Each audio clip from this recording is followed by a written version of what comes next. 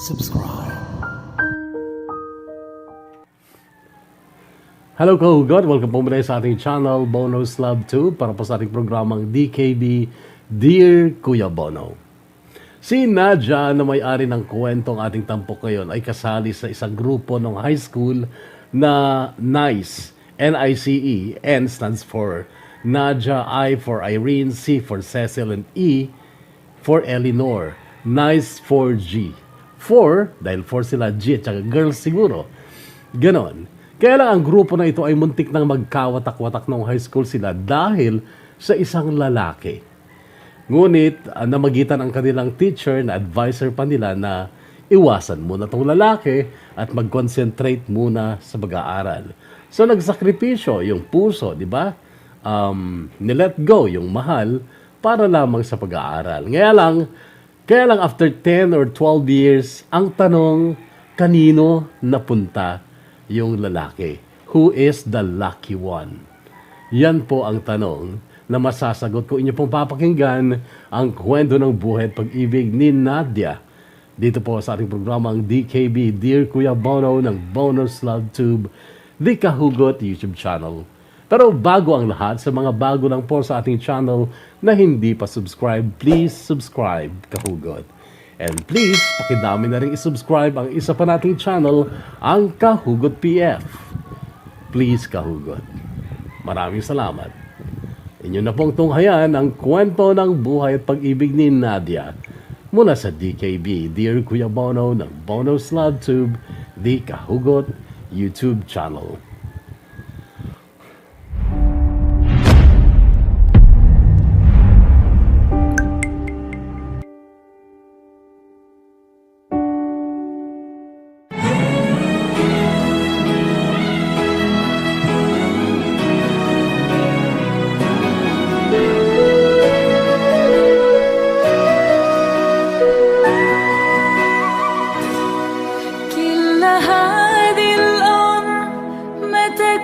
مساحة لو نعيش بلا سماحة وانت عايشنا بحب لو تضيق الأرض نسكن كل جوع.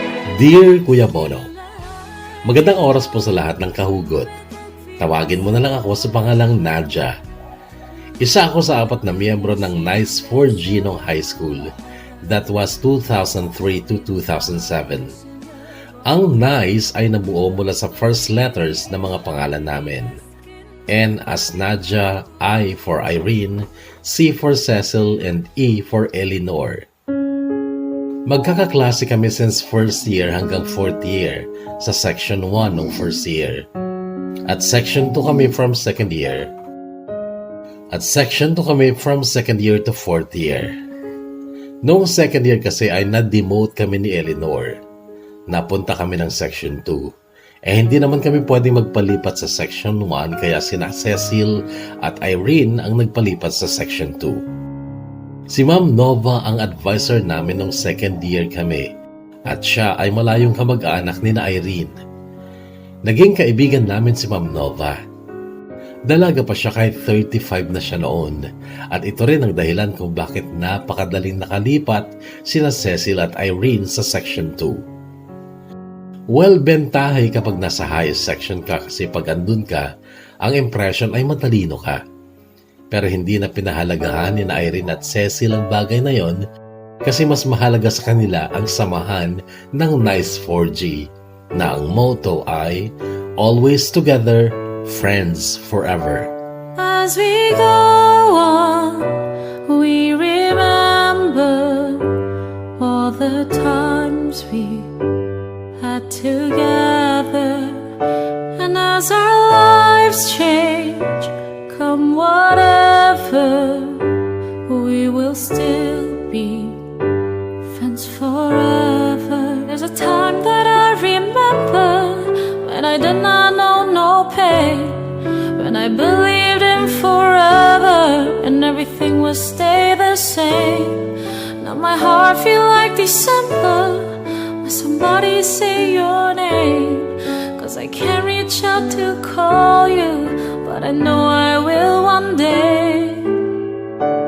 Everybody hurts sometimes, everybody hurts someday, but everything gon' be alright. Go and raise a glass and say, here's to the ones that we got. Cheers to the wish you were here, but you're not, 'cause the drinks bring back. Si Irene ang pinaka sa lahat sa aming apat. Pinaka maganda, pinaka matalino at pinaka mayaman. Pero siya naman ang pinaka malungkot ang buhay. May kaya sila. Doktor ang daddy na Irene at businesswoman ang mami niya. Pero magulo daw sa bahay nila kasi madami sila at ang daddy niya ay mahilig sa babae. Si Cecil naman ay miss katamtaman sa lahat ng bagay. Katamtaman sa ganda, talino at kaya sa buhay. Kami ni Eleanor ang mahirap lang at pareho din kaming hindi naman pangit pero hindi rin maganda.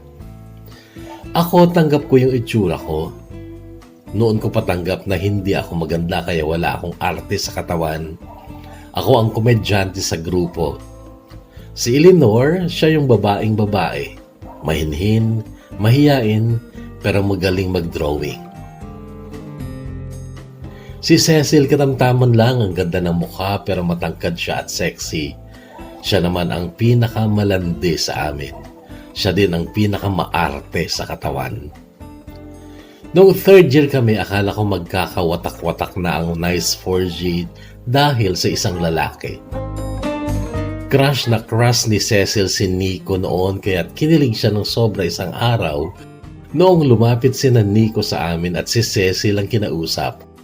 Kaya lang biglang tinawag ng isang lalaking teacher si Nico noon kaya't hindi sila nagtagal. Pero pag alis ni Nico ay biglang napatili si Cecil. Sobra siyang kinilig. Noong sumunod na araw sumabay si Nico sa amin nung uwian na ng hapon. 3 silang magkakasama noon at si Cecil ang kinakausap ni Nico. Halatang halata at hindi maitago ni Cecil ang pagkagusto niya kay Nico. Iba yung kislap ng mga mata niya. Ganon din ang nangyari nung sumunod ulit na hapon ng uwian. Then nung sumunod na umaga ulit, nung papunta kami ni Cecil sa garden. Malayo pa lang ay nakita na namin nakausap ni na Irene at Eleanor si Nico. Pero nung malapit na kami ay biglang umalis si Nico. Ba't biglang umalis yung mga yon? Tanong ni Cecil. Napasulyap si Irene kay Eleanor na noon ay nagbubunot ng damo sa garden namin na noon ay may tanim na pulang gabi. Cecil, may binigay lang sila. Ano yon? Eto. Sagot ni Irene sabay pakita ng hawak niyang sulat. Agad sumilay ang matamis ng ngiti sa labi ni Cecil noon. Para sa akin ba yan? Galing kay Nico? Excited niyang tanong kay Irene pero walang kangiti-ngiti sa Irene nung sumagot ito ng, Hindi Sagot niya sabay sulyap ulit kay Eleanor na busy sa pagdadamo sa garden naming apat. Cecil, hindi ko rin alam kung bakit kasi all I know ay ikaw ang gusto ni Nico. Pero ang sulat na to ay hindi para sa'yo, kundi para kay Eleanor.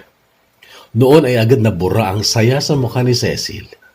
Naawa ako kay Cecil noon kasi pakiramdam ko na frustrate siya.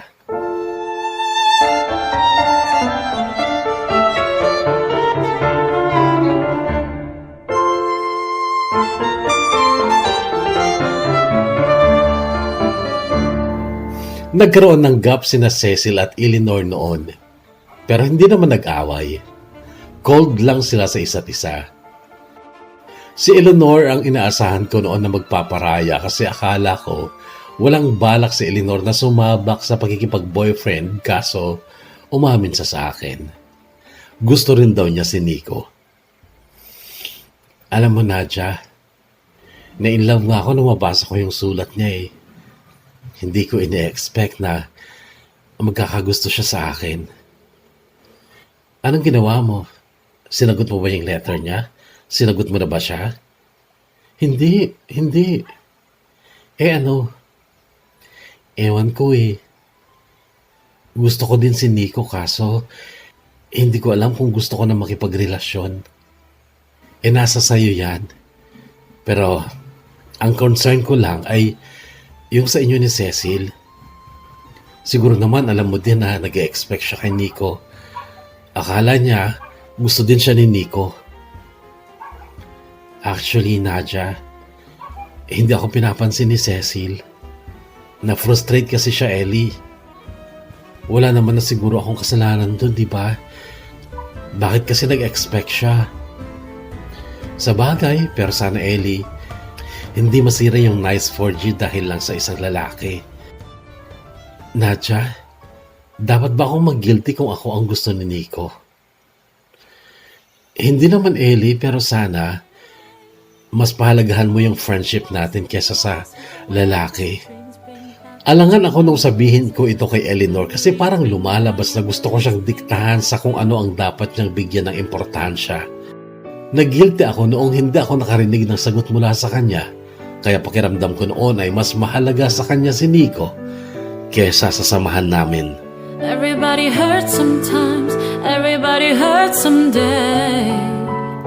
But everything gon' be alright. Go and raising glass and say, as we go on, we remember all the times we had together. Toast to the ones here today. Toast to the ones that we lost in the way. Cause the drinks bring back all the memories. And the memories bring back la la la la la la la la. Si Cecil naman, hindi basta nagpatalo kay Eleanor.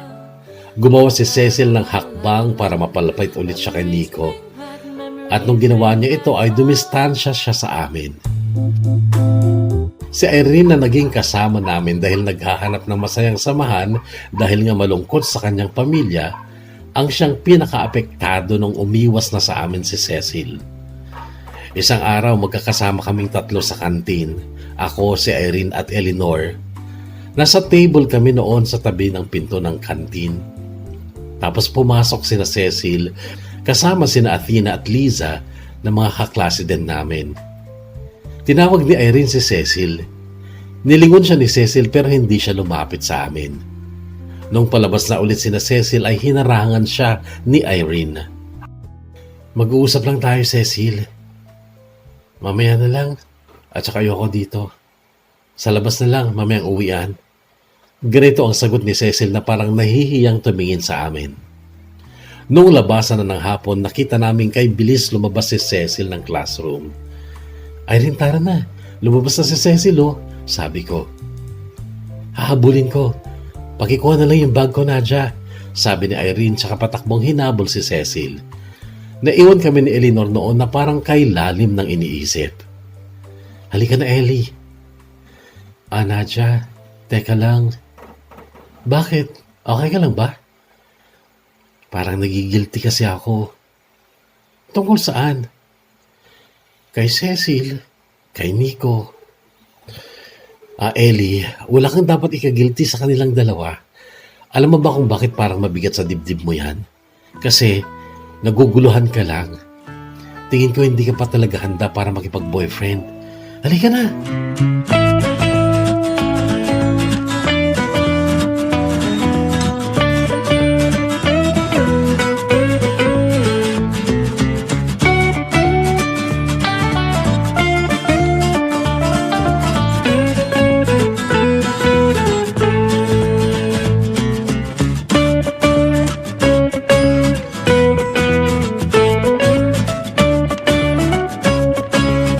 Paglabas namin ng gate ay nakita namin sina Cecil, Irene at Ma'am Nova sa tabi ng isang nakatigil na tricycle. Kinawayan kami ni Irene. Paglapit namin ay tsaka pa lang sila sumakay ng tricycle at sinabihan kaming sumakay din. Nagpunta kami sa bahay ni na Ma'am Nova at doon kami nag-usap-usap. Namagitan sa amin si Ma'am Nova at nakakatuwa dahil ang nangyari, nagdesisyon si Eleanor na iwasan na lang niya si Nico. Umiyak si Cecil noon sa paghingi ng sorry kasi nakagawa daw siya ng mali dahil lumapit pa daw siya kay Nico at tinangkap ang umiksena.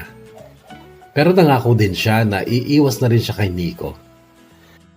Sinikap ni Ma'am Nova na sang-ayon ng lahat sa naging usapan na yon.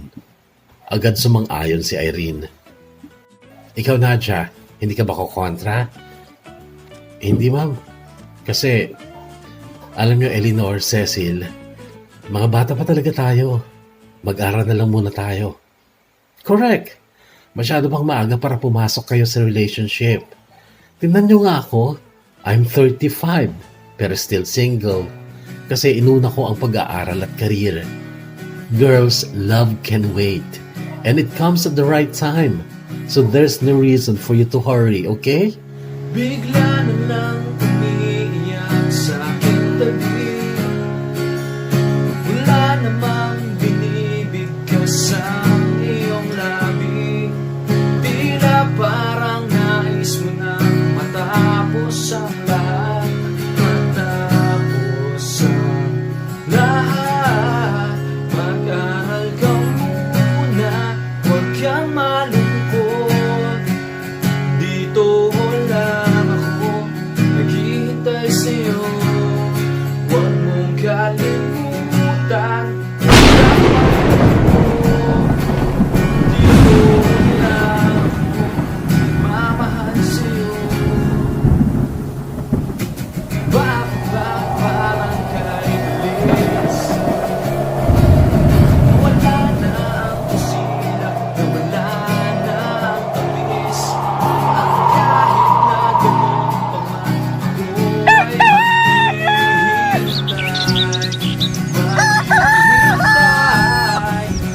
Mag-aral ka muna, huwag kang malungkot. Dito lang ako, maghihintay sa'yo. Dumaan ang maraming taon, Kuya Bono. Taong 2013 ay nasa Dubai ako bilang domestic helper. Nagtapos ako ng kursong BE Ed o Bachelor in Elementary Education, ngunit minalas ako ng 3 beses sa LET. Hindi ako makapasa-pasa. Ito ang dahilan kung bakit ako nag-DH na lang, pero stepping stone ko lang ito para makupunta ng Dubai. Wala kasi akong kamag-anak na pwedeng mag-sponsor sa akin kaya't nag-DH ako, at bago pa matapos ang kontrata ko ay nakahanap na ako ng lilipatang trabaho bilang clerk sa isang eskwelahan. Graduating pala ako ng college nung mag-asawa si Eleanor. Hindi siya nakatapos ng kolehiyo kasi hindi na raw kaya ng parents niya na pag-aralin siya. Sina Cecil at Irene ay huli naming nakasama nung graduation namin sa high school, at mula noon ay nawalan na kami ng balita tungkol sa kanila. Hula namin ni Eleanor ay baka sa Maynila o sa Baguio nag-college ang dalawa. Noong naglalakad ako ng passport ko ay nakita ko si Nico. Nagkausap kami ng matagal kasi releasing daw ng passport niya nung araw na yon. Papunta naman siya ng Saudi Arabia. Lalo pang gumwapo si Nico noon, Kuya Bono, at hindi ko ililihim na nagka-crush ako sa kanya nung araw na yon kahit nakwento niya na engaged na siya sa kanyang girlfriend na si Rodora, na hindi namin schoolmate kasi sa private school nag-high school si Rodora, ayon kay Nico. Ikaw, sinong boyfriend mo? Tanong sa akin ni Nico noon. Wala na. Mabilis kong sagot. Nagka-boyfriend din naman ako nung college, 2. Sina Mike at Rogie Mar, pero pareho namang hindi nagtagal dahil si Mike nahinto nagpag-aaral at lumipat sa Pangasinan. Si Rogie Mar naman ay nahumaling sa iba na hindi ko naman na dinamdam dahil hindi ko naman siya ganun kamahal. Pag-uwi ko galing ng Saudi, imbitahan kita sa kasal ko. Ayain mo si Eleanor. Sabi pa ni Nico noon. Sa pagkakabanggit ni Nico sa pangalan ni Eleanor ay nagawa ko siyang tanungin. Nico, anong naramdaman mo nung bigla ka nalang iniwasan ni Eleanor nung high school tayo? Wala naman. Balak ko nga noon. Natigil siya sa pagsasalita. Hinintay ko siyang magsalita ulit pero ngiti na lang ang nakita ko sa kanya. Ano yung balak mo nun? Wala, Nadia. Hayaan mo na yun. Eto naman si Pabitin. Sabihin mo na. Nakita ko siya nagkamot ng ulo bago nagsalita. Nadia, ikaw sana yung susunod kong liligawan nun eh. Natigilin din ako sa sinabi niya. Isip ko ang nagtanong noon, bakit di mo tinuloy? Pero sa isip ko lang yon. Hindi ko na binigkas sa kanya kasi wala na rin namang mangyayari. Engaged na siya at kaya lang daw siya abroad para makaipon ng pampakasal kay Rodora. Ang hindi ko naiwasang itanong sa kanya noon ay, bakit hindi si Cecil o si Irene ang niligawan mo? Sila yung magaganda at matatalino. Ngumiti siya bago nagsalita. Sa mga simpleng babae lang ako na-in-love eh. Hindi sa mga ganon. Bakit? Gwapo ka naman. Binobola mo naman ako, Nadia eh. Hindi, Nico. Bakit hindi mo alam na gwapo ka? Kung gwapo ako para sa'yo, Nadia, nagka-crush ka rin ba sa akin nung high school tayo? Hindi, sagot ko. Pero dinagtungan yun ang isip ko. Hindi ako nagkagusto sa'yo nung high school pero ngayon, gustong-gusto kita. Pero sa isip ko lang yun, Kuya Bono, at di ko na rin isinatinig pa kay Nico. Akala mo hindi ko pansin. Akala mo hindi ko alam. Mahal mo nga ako kahit hindi mo man sabihin. Akala mo hindi ko napansin. Umuwi ako ng 2015 nung matapos ang kontrata ko bilang domestic helper pero in 3 weeks ay kailangan ko ding bumalik para sa bago kong trabaho. Naghintay ako kay Nico noon na imbitahan ako sa kasal niya ngunit wala namang Nico nung dumating sa bahay.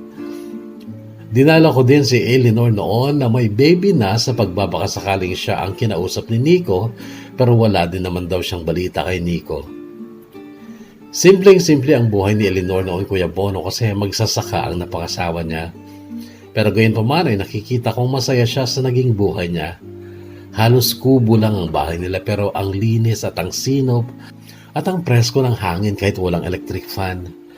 Naidlip pa nga ako noon sa upuang yari sa kawayan dahil talagang napakasarap sa bahay ni Eleanor. Ang tahimik, napakapayapa. Sabi ko nun sa sarili ko, kahit ganong buhay lang din sana para sa akin, basta masaya. Kaso 2 taon ko bilang DH ay wala akong nakilalang lalaki. Hindi ako nagka-boyfriend. Kaya naman ang buhay ko noon ay walang kakulay-kulay. Lalo na't lagi kong kasama noon ang amo kong babae sa lahat ng lakad niya. Dahil sa amo kong babae ay naging Muslim pa ako, Kuya Bono, nahikayat niya akong magpa-convert sa Islam. At ang bagay na ito ay hindi ko naman pinagsisihan kasi dahil doon ay naging patas ang mga amo ko sa akin, ganoon din ang kanilang mga kamag-anak at mga kaibigan. Kaya lang hindi pa rin ako nagka-love life. Sa panahong ako ay nanunungkulan bilang domestic helper. Ngunit, nung magbalik ako ng Dubai upang magtrabaho sa isang paaralan, noon na nagsimulang magkakulay ang mundo ng pag-ibig ko. Noong makilala ko ang isang gwapo at machong lalaki. La la la la la la. La la la la la la. La la la la la.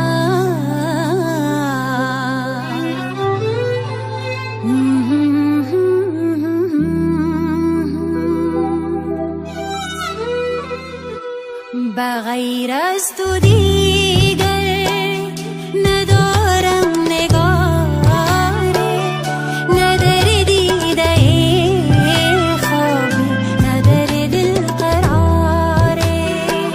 May maliit na cafeteria sa bandang likuran ng school at doon ako madalas mag-almusal. Lalo na kapag napasarap ang tulog ko at nagising ako ng late. Naliligo na lang agad ako at doon na ako mag-aalmusal sa cafeteria na yon na pinagtatrabahuan ng mga Afghan. Noong una pa lang ay napansin ko na iba makatitig ang isang lalaki na nasa counter. Nahula ko dati kung hindi manager ay cashier. Matangkad siya, malaki ang katawan, may balbas at bigote at napaka-expressive ng kanyang mga mata. Masarap naman kasi ang pagkain nila kahit na madalas ay omelette na iba't ibang kombinasyon at komak na an Afghani at baguette ang kapartner ng omelette. Tapos kaping may gatas, okay na. Siguro may isang buwan na akong kumakain ng almusal doon nung kausapin ako ng lalaking yon. Una ay tinanong niya kung saan ako nagtatrabaho. English ang gamit niyang salita. Sinabi ko naman. Tapos pangalan ko na sa Facebook ang tinanong niya, sinabi ko rin. At kinahupunan ay inad niya ako sa Facebook at noon na nagsimula ang palitan namin ng mensahe sa Messenger.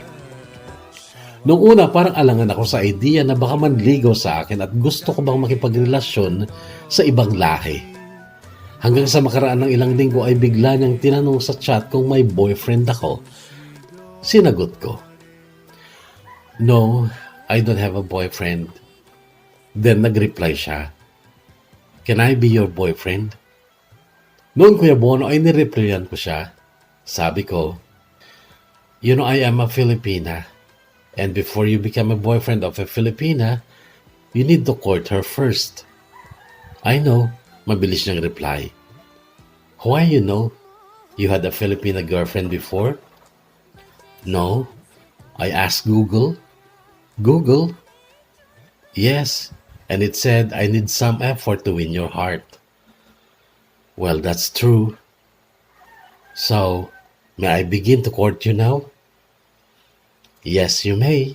نه در سینه عشق بغیر از تو دارم، نه جز تو غم ما، نه هم غم گساره. Siya si Mukhtar, taga-Afghanistan. 27 years old siya noon at ako naman ay 25. Nagtapos naman ng college, si Mukhtar. Business-related course ang tinapos niya at siya ay katiwala ng pinsan niyang may-ari ng branch na yon ng cafeteria. Ayon sa kanya, mas malaki daw ang branches nila sa Abu Dhabi at kapag daw wala siya sa Dubai ay nasa Abu Dhabi siya. Nung malaman niyang Muslim din ako ay natuwa siya dahil madali na lang daw niya akong mapakasalan. "You want to marry me?" Tanong ko pa noon sa kanya na may smiley. "Yes, of course, but are you accepting me now? Courting finished?" Tanong niya na parang tinatanong kung tinatanggap ko na daw ba siya at kung tapos na daw ba ang panliligaw niya. Ang reply ko sa kanya, "Call me." Ilang sandali lang ay tumatawag na nga siya. "Hello, Nadia." "Hello, Mukhtar. So, I am your boyfriend now?" Okay. "Yes, I'm now your girlfriend." मुख्य में ताप से वही गीत बकला राजे स्ताख को लेस्तर के में आदि गीत बकला राजे तद चोश पो आदलाड ले चबेता राजे म्याश्ते कलू नद तेरे गीत बकला राजे बकला राजे. Sinagot ko nga si Mukhtar, Kuya Bono, pero parang hindi naman ako masaya. May pagdududa sa isipan ko noon kung mahal ko ba talaga siya o dahil lang sa kasabi kang magka-love life kaya ako siya sinagot. Mula noon tuwing kakain ako sa kanila kapag walang ibang tao ay umuupo siya sa harap ko at binabantayan niya akong kumain. Araw-araw noon ay may pinapatikim siya sa akin na bagong putahe at hindi ko makakalimutan yung ashak na pinakagusto ko sa lahat ng pinakain sa akin ni Mukhtar ng libre. Mula kasi nung maging kami ay ayaw niya nang tanggapin ang bayad ko kahit pinagpipilitan ko pa. Dahil sa hiya ko noon ay ilang umaga akong hindi kumain sa cafeteria nila at nang tanungin niya ako, sinabi kong nahihiya na ako kasi ayaw niyang tanggapin ang bayad ko. Hanggang sasabihin niyang tatanggapin na daw niya ang bayad ko pero discounted ng 50%. Kaya isang umaga ay doon na ako dumiretso para mag-almusal ulit.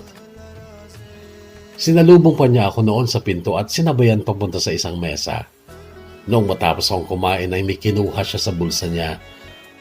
"This is for you. I want you to wear it every day." Sabi niya sabay abot ng maliit na jewelry box. Nagdalawang isip ako noon kung tatanggapin ko. Please take it. Sabi niyang may pagsusumamo sa mga mata niya. Tinanggap ko nga at nung buksan ko yon ay tumambad sa akin ang isang napakagandang gold na kwintas. Zrata meva mache sab shanurma jadega tasni khade nahi re git bakala raze stakh ko lesterge me ade git bakala raze. Noong araw ding yun, nung nasa trabaho ako, ay nag-chat siya at ang sabi niya ay doon daw ako kumain sa kanila ng hapunan. Magluluto daw siya. Nagpunta naman ako, Kuya Bono, at noon ay nagsalo kami sa dining room nila. Hindi sa dining area ng cafeteria kami kumain, kundi sa private na dining room nila. Kabuli pulaw at barani banja na mga pangalan ng pinakain niya sa akin noon na mga traditional daw na pagkain nila sa Afghanistan. Noong mga panahong yon, Kuya Bono, ay adjusted na ang panlasa ko sa mga pagkain ng ibang lahi. Kapag kasi day off ko ay lumalabas ako at nag-explore ng mga restaurants ng ibang lahi. Never as in kahit minsan ay hindi ako kumain sa mga Pinoy restaurants kasi gusto ko talagang matikman ang mga pagkain ng ibang lahi. Noong gabi yun matapos kaming kumain ni Mukhtar ay inaya niya ako sa kwarto niya at may ipapakita daw siya sa akin. Kinabahan ako noon, Kuya Bono, kasi baka kung anong gawin niya. Pero sumama pa rin ako. At tama ang kutob ko, may balak nga siya. Pagpasok pa lang namin sa silid niya ay isinara niya ang pinto at saka niya ako niyapos at hinagkan. Hinayaan ko lang siya nung una hanggang sa naghubad na siya at ang bilis niyang ginawa yun dahil tunban ang suot niya noon. Tapos na makita ko siyang hubot-hubad ay natakot ako. Lalo na nung makita ko ang sandata niyang noon ay galit na galit at napakalaki. Sa takot ko, Kuya Bono, ay naitulak ko siya at saka ako kumarimpas ng takbo palabas ng pinto. Run.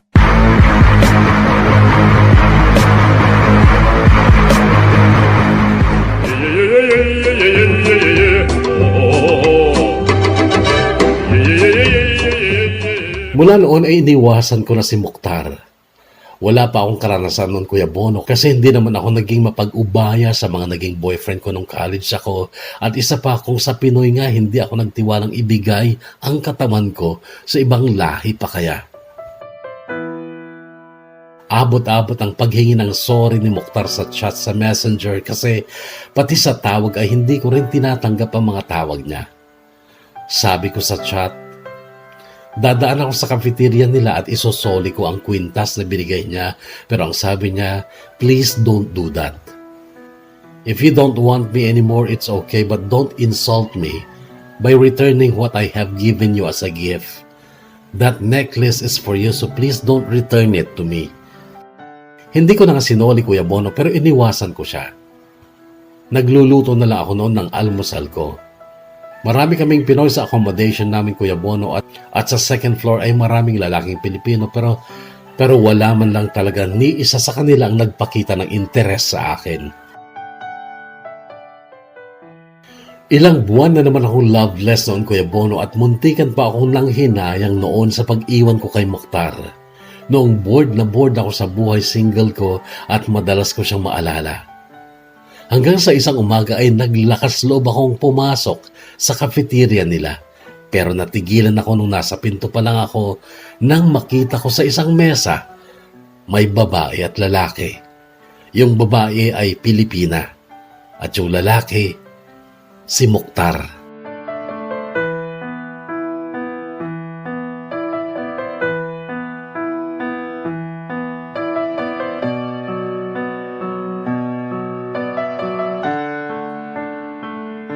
May iba na si Mukhtar at hindi na ulit ako nagpunta sa cafeteria nila at noong umagang yon ay hindi rin ako tumuloy sa pagpasok kahit na noong makita niya ako ay tumayo pa siya upang salubungin sana ako. Dumaan ulit ang mga buwan hanggang sa nakatapos na ako ng isang school year sa trabaho. Sumapit ang buwan ng April, pasukan na naman at noon ko nakilala ang pangalawang ibang lahi na nagpakita ng interes sa akin.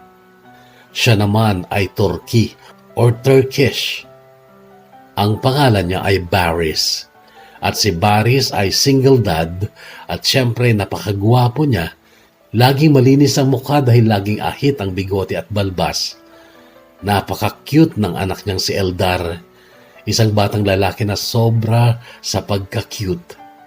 Si Eldar ay nag-aaral sa pinagtatrabahoan kong eskwelahan at hinahatid sundo siya ni Baris. Ganon din ang nangyari. Hiningi ni Baris ang Facebook name ko, inad niya ako, then sa messenger niya akong niligawan. Umamin siya sa akin na hindi ako ang unang Pilipina na niligawan niya. Binasted lang daw siya nung nurse na Pilipina noon na niligawan niya. Si Baris ay nagtatrabaho noon sa isang medical supply company kaya madalas daw siya sa mga ospital at doon niya nakilala yung unang Pilipinang niligawan niya. Pero binasted nga siya. Namatay daw ang asawa niya sa panganganak, kaya't mula noon ay siya na ang nag-alaga at nagpalaki kay Eldar. Pero nung una daw ay kinuha niya ang nanay niya sa Turkey upang tulungan siya mag-aruga sa bata, ngunit hindi naman daw natagalan ng nanay niya ang buhay sa Dubai. I'm happy living with my son, but I'm still too young. That is why I am looking for a wife to be my partner in life. I hope you are willing to join me, sabi niya noon. I will think about that, Baris. But I just want to ask you something. Why me? I am not pretty. There are so many pretty girls out there. Why me? Tanong ko sa kanya noon. Who said that you're not pretty, Nadia? You are pretty. That is why I like you so much. Kinilig ako sa sinabing yun ni Baris noon, Kuya Bono. Oo, sa paningin ko talaga ay hindi ako maganda pero sabi nga nila, beauty is in the eye of the beholder. At siguro nga, nagandahan talaga si Baris sa akin. At matapos ng 2 buwan niyang pangungulit ay sinagot ko na siya. At nagulat ako sa tanong niya, will you marry me next month? Yine de aklımdasın. Sadece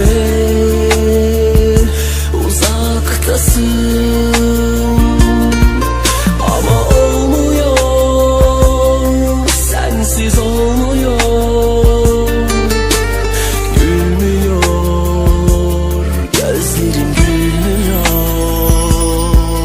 Yine de aklımdasın. Sadece uzaktasın.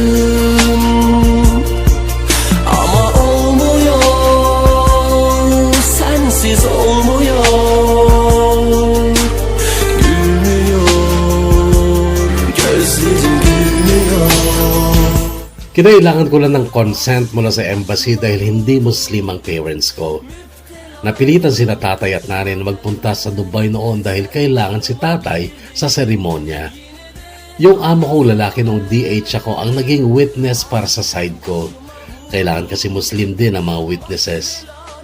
Dumating din noon ang nanay at tatay ni Baris, pati ang nakatatanda niyang kapatid na lalaki na si Jalil. Napakabait ng nanay ni Baris. Lagi itong nakangiti sa akin at kay lambing niya magsalita. Pero limitado lang kasi ang alam niyang English kaya't hindi kami masyadong nakakapagkwentuhan.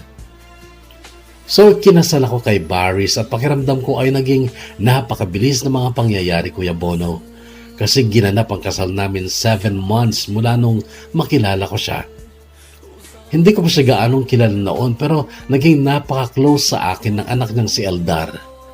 Sa office siya nag-i-stay habang hinihintay niya ang papa niya noong hindi pa kami kasal. Nahulog ng husto ang loob ko sa bata kasi napakabait naman at napaka-cute nga, Kuya Bono. Pero sa papa niya, kay Baris ay napaka-misteryoso kasi niya kasi hindi siya masalita. Noong makasal kami ay sa villa na ni Baris ako tumira. May 3 kwarto ang villa na yon at ito ay nasa 2nd floor ng isang building. Noong una ay naging challenge sa akin ang pagluluto pero sa tulong ng YouTube ay pinag-aralan ko ang mga Turkish basic recipes at nagustuhan naman ng mag-ama. Bago sumapit ang winter break noon ay nilakad ni Baris ang pagbili ng plane ticket at pagkuha ng visa dahil uuwi daw kami sa Turkey. Na-excite ako nun, Kuya Bono, lalo na't alam kong mabait sa akin ang nanay ni Baris. Baş belanım zordayım ben.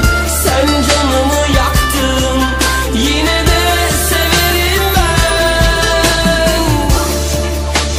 Bago magpasko, December 23, noong umalis kami ng Dubai papuntang Turkey, dalawang sakayan ng eroplano yon. Dubai to Istanbul, then Istanbul to Kastamonu. Ang Kastamonu ay isang probinsya sa northern Turkey kung saan naroon ang Kuzkoy, ang village ni Baris. Gabi nung dumating kami, Kuya Bono, kaya't hindi ko gaano nakita ang paligid. Pero kinaumagahan, pagising ko ay agad akong tumanaw sa bintana at namangha ako sa napakagandang paligid. Bulubundukin ng Kuzkoy at ang mga bahay ay nakatayo sa gilid ng mga bundok. Malalaki at magaganda ang mga bahay, ngunit magkakalayo ang mga ito. Napansin ko rin noong umagang yun ang tunog ng mga paswit. Napansin ko rin noong umagang yun ang tunog ng mga paswit o sipol ng tao na umaalingaw-ngaw sa paligid. At nung matapos kami mag-almusal ay isinama ako ni Baris sa labas. Lilibot daw kami kasama si Eldar. Namangha ako noon, Kuya Bono, dahil ang mga tao ay nag-uusap sa pamamagitan ng paswit. Paswitan sila ng paswitan. Sipulan ng sipulan. Yung isang matandang babae na nagpapastol ng kambing, paswit din ang ginagamit niya upang utusang lumapit sa kanya ang kanyang mga kambing. Baris, they understand each other by whistling? Tanong ko noon kay Baris. Ngumiti siya bago iniligay sa bibig niya ang kanyang daliri at pumaswit din sa taong makakasalubong namin na ang layo ay nasa 20 metro pa. Pumaswit siya. At pumaswit din sa kanya ang lalaki bilang sagot. He understands you? Tanong ko. Yes, he said, it's been a long time and he misses me. Ayon naman sa nanay ni Baris na tinulungan ko sa kusina nung bago magtanghalian, bird language daw ang tawag nila doon. At nauso daw yun noon pang unang panahon dahil sa bundok nga sila nakatira at magkakalayo daw ang kanilang mga bahay. Nakakausap daw nila ang mga tao sa pamamagitan ng paswit kahit ito ay nasa di kalayuan. Noong sumunod na araw, wala kaming magawa ni Baris. Sabi ko, "Can you call my name by whistling?" Noong yung Kuya Bono ay ipinasweet niya ang pangalan ko pero napansin kong napakahaba naman ng isinipol niya. Why is it long? My name is only 2 syllables. Sabi ko at ang sagot niya, what I said is, Nadja, you are so beautiful and I love you very, very much. Sakinle yarım bana gel, bana gel. İhtiyacın var sana gel, sana gel. Bir vakit gelerdin yine gel, yine gel. Sakinle yarım bana gel, bana gel. Sakınıyorum, bana gel, bana gel. İhtiyacım var, sana gel, sana gel. Bir vakit gelerdin, yine gel, yine gel. Sakınıyorum, bana gel, bana gel. Dumaan lang basta ang Pasko at bagong taon sa Kuzkoy na hindi naman nila sineselebrate dahil nga Muslim sila. Bago matapos ang winter break noong January ay bumalik kami ng Dubai. Naging maayos naman ang pagsasama namin ni Baris noong una, Kuya Bono. Nabuntis ako at nanganak na din sa Dubai. Lalaki ang baby ko at pinangalanan namin siyang Dylan. Napaka-cute din ang anak ko pero ang mukha niya ay hindi purong Turkish kasi hindi gaanong matakos ang kanyang ilong. Pero ang mga mata nito ay gaya ng mga mata ng kuya niya si Eldar. Isang taon na din si Dylan nung mawalan ng trabaho si Baris. Noon na siya nagsimulang magbago. Laging mainit ang ulo niya at panay ang sigaw at bulyaw, bagay na kinatatakutan ko noon. Binitawan na rin kasi ng dati niyang kumpanya ang pagbabayad sa villa Kaya't galing na sa amin ang pambayad ng upa at napakabigat nun dahil 60,000 dirhams sa isang taon. At malapit na noon ang araw ng pagbabayad para sa susunod na taon at ito ang pinoproblema noon ni Baris.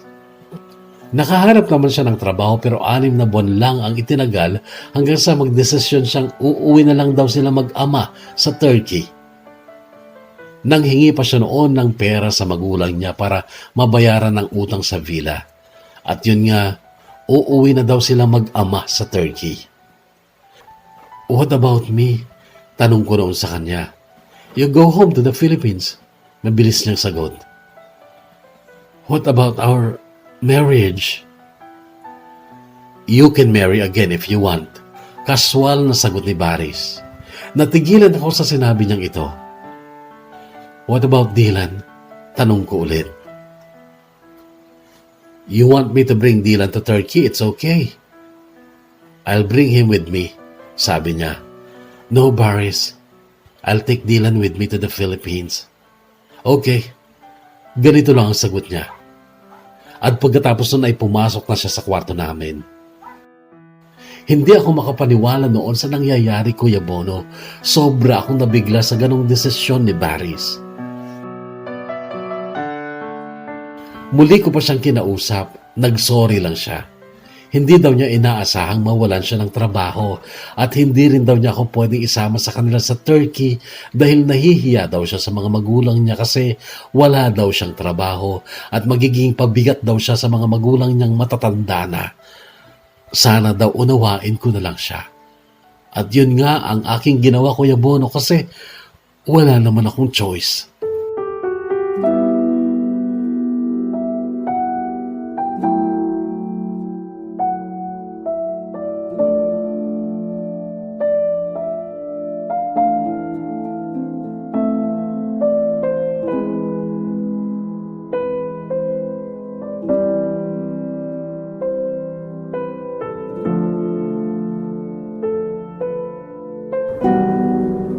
Nauna kaming umalis ni Baby Dylan. 1 year and 7 months lang ang anak ko noon. Inihatid nila kami sa airport. Si Eldar sa kotse pa lang ay iyak na ng iyak nung sabihin ng papa niyang aalis kami at hindi na kami babalik. Why, Papa? Mama, why are you leaving? Umiiyak na tanong ni Eldar noon sa akin. Hindi ko siya masagot. 7 taon na siya noon at lubha siyang naging malapit sa akin to the extent na ang akala niya ako talaga ang nanay niya. Paulit-ulit siyang nagtatanong habang umiiyak at nung papasok na kami ni Dylan sa departure area ay humabol pa si Eldar at niyakap ang hita ko habang humiiyak. Mama, don't go. Don't leave me, please, Mama. Please, don't leave me. Umiiyak na sumamo ng bata sa akin pero wala akong nagawa kundi ang umiyak lang din. Kinuha siya ni Baris na noon ay namumula ang mga mata dahil sa pigil na pagluha. Tinitigan ko ang mukha ni Baris ngunit ayaw niya akong tingnan.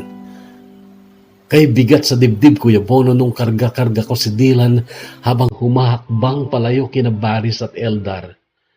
Hilam ang mga mata ko sa luha. At halos di ako makahinga dahil pinipigil ko ang mapahagulhol.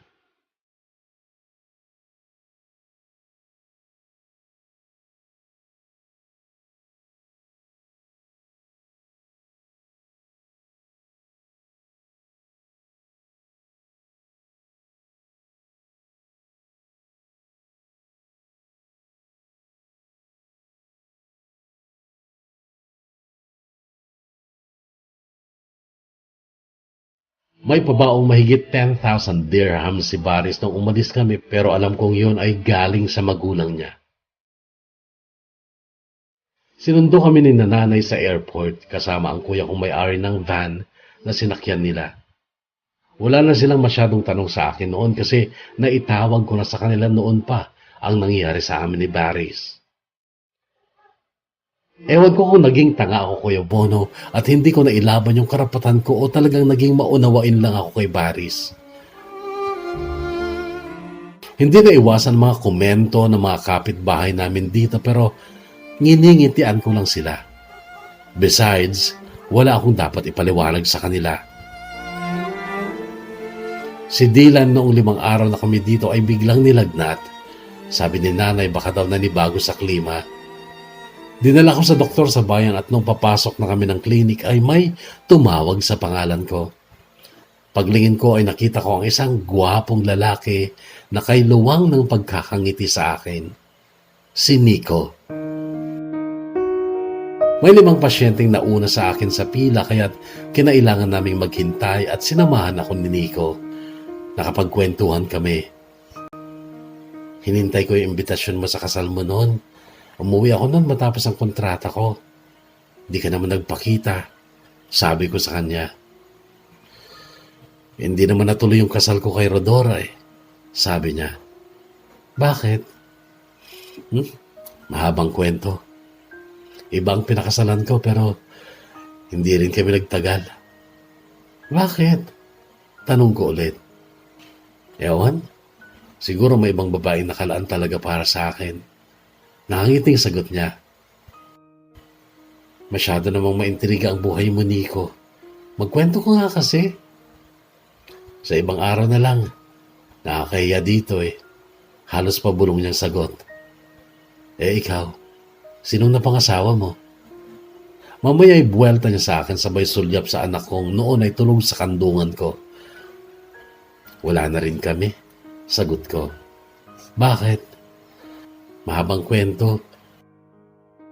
Tsaka nakakahiya dito. Pabulong ko rin sagot sa kanyang nakatawa. Para madami tayong pagkukwentuhan, Nadia. Pwede ba akong lumibot sa inyo mamayang gabi? Oo naman. Pero wag naman gabing-gabi. Mga 7:00, ganun. Sige, hintayin kita, sabi ko. Noon ay tumayo na siya at umalis. Umandar ang pilyo kong isipan noon, Kuya Bono. Iniisip ko na parang kami yata ni Nico ang nakatadhana. Napangiti ako sa naisip kong yon. At kung pupormahan nga ako ni Nico, hindi naman siguro masama kung tatanggapin ko siya total. Ang sabi sa akin ni Baris, pwede ako magpakasal ulit sa iba. What if I ever knew? What if I never found you? I never have this feeling in my heart. Oh, how did this come to be? I don't know how you found me, but from the moment I saw you, deep inside my heart I knew, baby, you're my destiny. You and I were meant to be. With all my heart and soul, I give my love to heaven home. and as far as I can see, you are always meant to be my destiny. Dumating nga si Nico kinagabihan, Kuya Bono. May dala siyang suman na luto daw ng mama niya. Noon kami nakapagkwentuhan tungkol sa mga naging buhay namin. Natukso daw sa iba si Rodora habang nasa Saudi si Nico.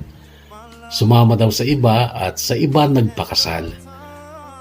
Dahil sa sama ng loob ni Nico ay pumatol daw ito sa isang chatmate at agad niyang pinakasalan. Pero sabi niya, easy come easy goes daw naging relasyon nila ng babaeng yon. Hindi man lang daw inabot ng 1 taon ang kanilang pagsasama na noong una ay matamis at masaya, pero nagtagal ay lumabas daw ang totoong pagkatao ng babae. Materyosa palang lubha at masyadong matapang. Pati daw magulang at mga kapatid ni Nico ay nakakaaway nito. Naghiwalay daw sila dahil hindi na din daw kinaya ni Nico ang ugali ng babaeng yon.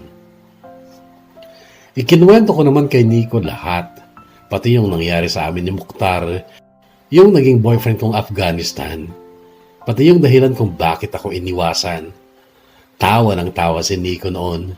At syempre, kinuwento ko rin sa kanya si Baris.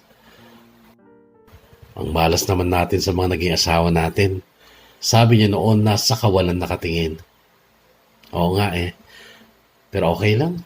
Tanggapin na lang natin. Sabi ko tapos bigla siyang tumingin sa mukha ko. Nadja, hindi kaya nangyari yung mga yun kasi tayo talaga yung pinagtatagpo ng tadhana. Saglit ako natahimik sa sinabing yun ni Nico. Nico, matatanggap mo ba naman ako? May anak na ako, tsaka kasal na ako. Kasal na rin naman ako, Nadja eh. Pero, pwede naman tayo magsama na lang, di ba? Yun ay kung gusto mo akong makasama. Pagbalik ko. Pagbalik mo? Bakit aalis ka ba ulit? Oo eh, sa Dubai naman. Akala ko kasi andun ka pa kaya doon ko naisipang magtrabaho naman. Hinihintay ko na lang tawag ng agency para sa flight ko. Matagal pa pala eh. Marami pang mangyayari, Nico. Malay mo, makatagpo ka pa ng iba sa Dubai. Nadja, ayoko nang sumugal sa pag-ibig. Kaya kung gusto mo din ako, ikaw na lang paglalaanan ko ng aking pagmamahal. Nico, hayaan mo at pag-iisipan ko. Oo, gusto din kita.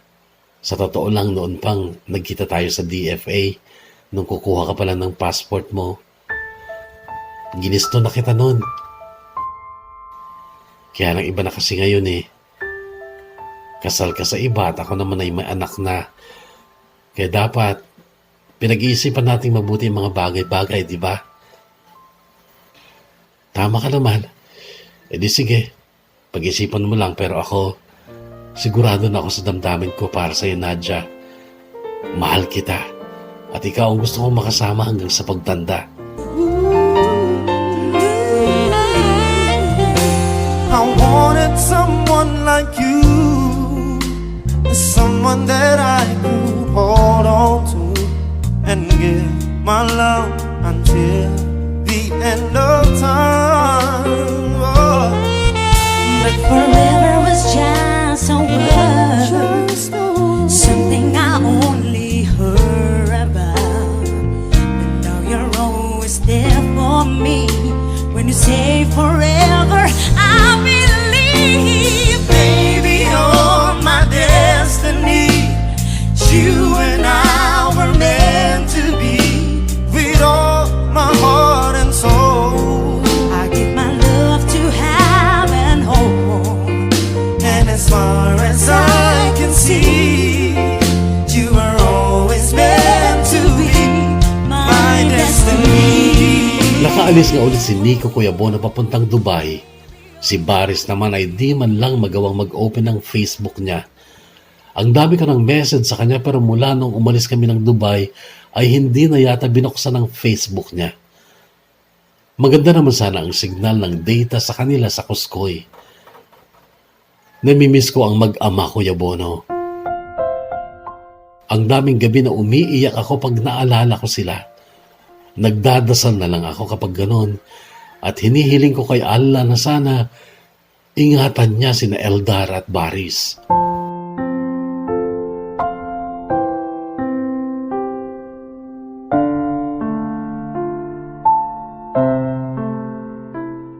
Isang umaga ay kinagulat ko ang biglang pagdating ni Eleanor. Pupunta daw kami sa ospital dahil naka-confine si Ma'am Nova, ang advisor namin nung second year high school kami, na naging kaibigan namin. Ikinagulat ko pa ang sinabi ni Eleanor na may cancer of the breast si Ma'am Nova, pero naoperahan na daw. Alam mo, ikakasal pa naman siya. Ha? Ngayon pa lang ikakasal? Ilang taon na ba siya? 49? Diyos ko naman, pinaabot pa sa ganun. Ganun talaga, Nadja. Hindi talaga natin alam kung kailan darating ang tamang tao para sa atin. Ako masyadong maaga pero at least masasabi kong si Rocky talaga ang tinadhana para sa akin. Kasi hanggang ngayon, matibay naman ang aming pagsasama. Oo na, Eleanor. Ikaw na si maswerte. Huwag mo na ipamukha sa akin na minalas ako sa lalaki. Kunwari ay nagtatampong sabi ko kay Eleanor, pero jamming lang yun kasi ang totoo, positive ako kay Nico. Sabi ko pa sa isip ko noon, magugulat na lang kayo kung sino ang makakatuluyan ko talaga. ang lalaking dati ay pinag-agawan nyo. Sabi ko lang ito sa isip-isip ko. Hindi ko yan sinatinig kay Eleanor.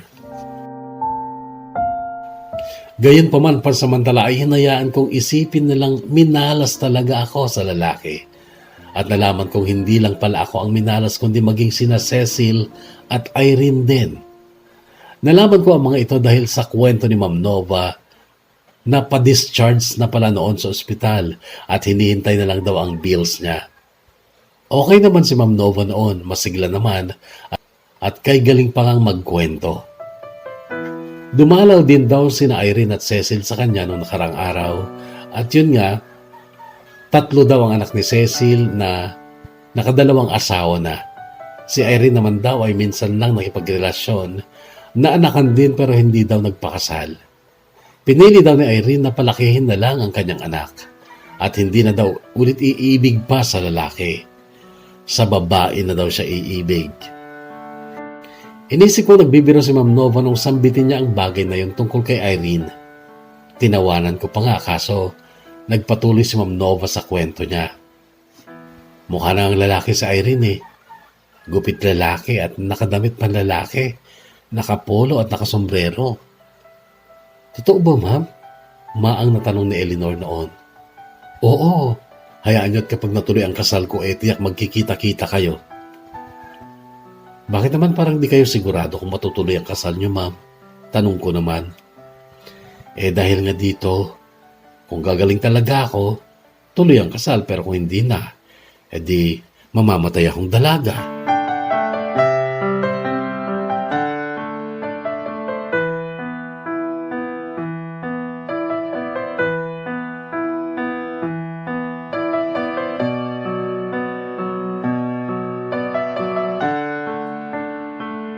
Madalas ako mapuyat, Kuya Bono, dahil kay Nico na nakakachat ko halos gabi-gabi. Hindi ko nagawang ikwento si Nico kay Eleanor at Ma'am Nova. Takot ako sa magiging reaction nila. Naniniwala na ako noon, Kuya Bono, na seryoso sa akin si Nico kasi talagang nakakatagal siya kapag ka-chat niya ako. Ako ang madalas sumuko kapag nag-chat-chat kami dahil sa antok. Noong mga panahon yun ay friend ko na rin sa Facebook sina Irene at Cecil pero nagtataka ako kay Cecil kasi hindi siya nagre-reply sa mga chat ko sa kanya. Binabasa naman niya pero never siyang nag-reply. Nakwento ko yun kay Irene at ang sabi ni Irene, galit yata sa'yo si Cecil eh. Or hindi naman siguro galit pero alam mo yun, dahil kay Nico. Dahil kay Nico? Bakit magiging dahilan si Nico para magalit si Cecil sa akin? Nadia, alam ko na wala kang balak magkwento tungkol kay Nico pero alam na namin. Si Nico mismo ang nagsabi sa amin na may unawaan na kayo at magsasama daw kayo pagkatapos ng kontrata niya sa Dubai. Napakunot no ako sa message na yun ni Irene. Sinagot ko siya. Hala Irene, nagchat-chat kami ni Nico, oo. At nasabi niya sa akin na gusto niya akong makasama pag uwi niya pero hindi pa naman ako sumasagot ng oo. Ang sinabi ko sa kanya pag-iisipan ko pa. Come on Nadia, huwag ka na mag-deny. Okay lang naman yun kasi pareho naman kayong walang asawa. Nagtatampo lang siguro si Cecil kasi alam mo, after all these years, in love pa rin siya kay Nico. Irene, nagsasabi ako ng totoo. Wala pa kaming kasunduan ni Nico. Ganito ang chat ko kay Irene pero muli ako napakunot noong i-like lang niya ang message ko. Di na siya nag-reply. Dahil doon ay chinat ko si Nico. Kinumpronta ko. Nico, totoo bang sinabi mo kina Irene na may unawaan na tayo at magsasama na tayo pag uwi mo? Bakit? Ayaw mo ba? Ganito ang reply niya sa akin. Hindi naman sa ganun, Nico, pero parang hindi yata tama na pinangunahan mo ako. Sorry, Nadia. Nagkamali ako. Pasensya ka na. Hayaan mo. Hindi na kita gagambalahin ulit. Natigilan ako sa chat na yun ni Nico. Natagalan ako bago nakapag-reply at ang sabi ko, Nico, sorry kung kinumpronta kita. Sana huwag mong masamain yon. Pasensya ka na din. Sabi ko pero nagtaka ako kung bakit ayaw nang pumasok ang message ko. Hanggang sa mapagtanto ko, blinak niya na ako sa Messenger. Nasaktan ako sa ginawang yun ni Nico, pero ang ginawa ko ay nag-comment ako sa isang picture niya. Sabi ko sa comment ko, sorry sa nasabi ko, sana i-unblock mo na ako sa Messenger. Na-post naman ang comment ko na yun sa ilalim ng picture ni Nico, pero makaraan lang ng ilang minuto ay may notification ako. Nag-comment din daw sina Irene at Cecil sa picture ni Nico. Tiningnan ko ang comments nila, pero walang words kundi emoji lang na ha ha ha ha, yung smiling na tumatawa. Pinagtatawanan nila ang comment ko sa picture ni Nico. Particularly yung pakiusap ko kay Nico na i-unblock niya ako sa Messenger. Dahil doon ay dali-dali kong dinilit ang comment ko sa picture ni Nico habang parang malulusaw ako sa pagkapahiya kina Cecil at Irene. At napapaluha ako dahil sa ginawang yun ni Nico sa akin. Kasabay ng pagsisisi ko na sana hindi ko na lang siya kinumpronta. Sana hinayaan ko na lang, at least hindi sana siya nagalit sa akin. Hindi sana niya ako blinak sa Messenger.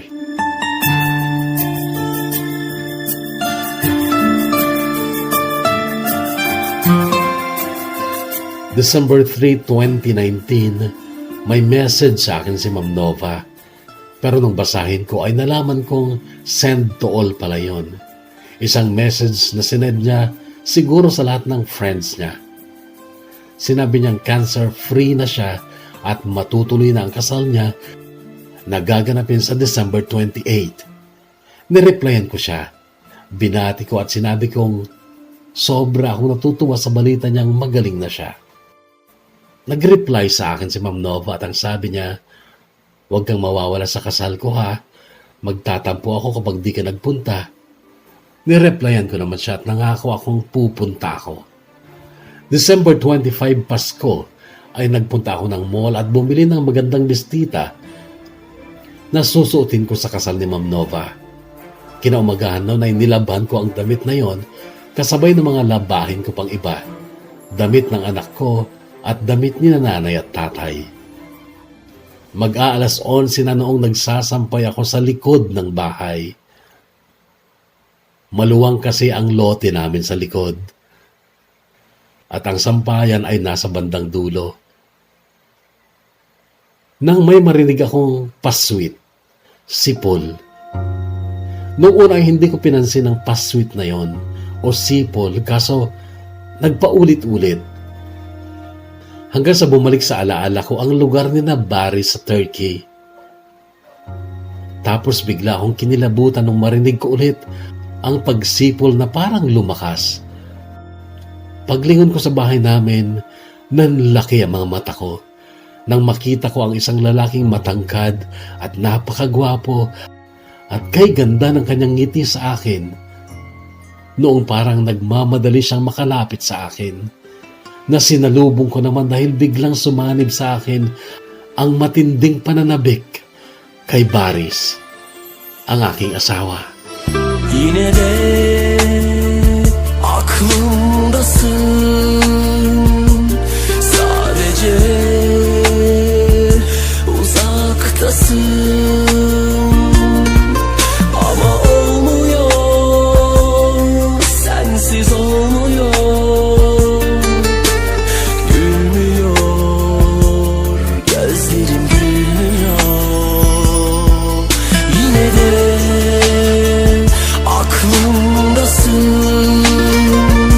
Ama olmuyor, sensiz olmuyor.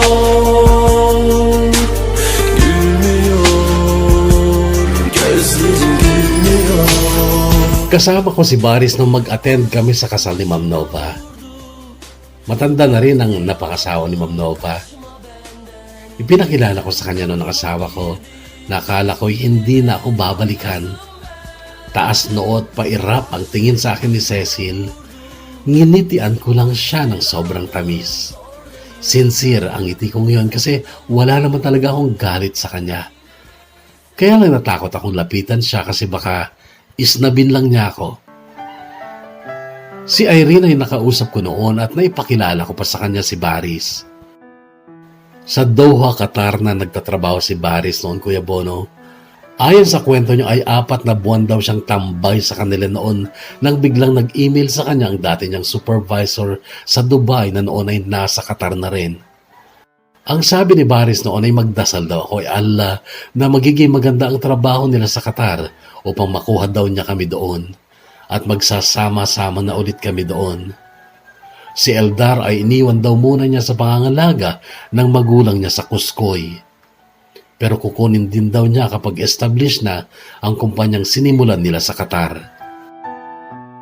Kulang 2 buwan si Baris dito noon, Kuya Bono, at mabuti na lang dahil nakaalis siya ng February 2020. Kasi nung sumunod na buwan ay nagsimula na ang pandemic. Mabuti na lang at medical supply ang kumpanya nila at nagtuloy-tuloy ang trabaho nila kahit noong lockdown na. June 2020, Kuya Bono, kasagsagan ng pandemic noong magpabili ako ng PT kit sa kuya ko. Ginamit ko kasi ilang weeks na akong delay at yun nalaman ko. Magkakaroon na ng kapatid si Dylan. Agad ko na itawag kay Baris ang bagay na yun gamit ang video call. Tumatawa siya noon ang sabi niya, "That's good. I hope it's a girl this time," sabi niya. Gusto daw niyang sana maging babae ang susunod naming baby.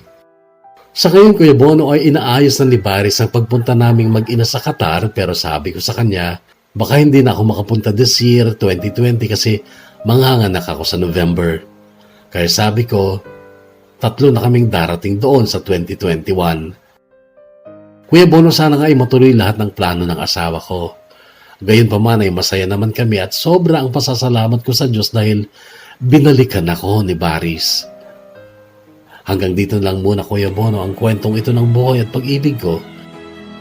At sana ay mapabilang din ito sa mga nakabandera ng kwento sa Bonus Love Tube. Gumagalang at lubos na nagpapasalamat, Nadja.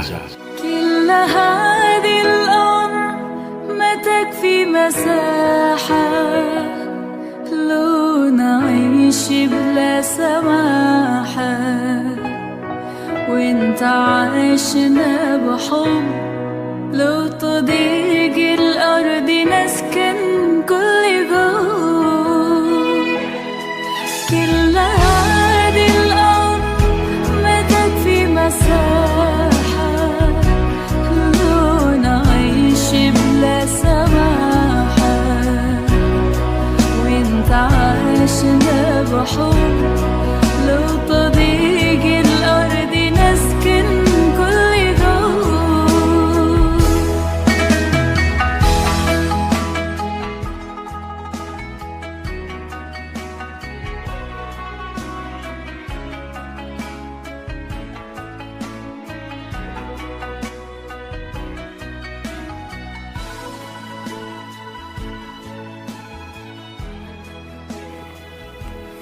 Nadja, maraming salamat for sharing your story dito pa sa DKB. Mga kahugot, naka-chat ko si Nadja, actually sa YouTube, sa comment, kailan lang.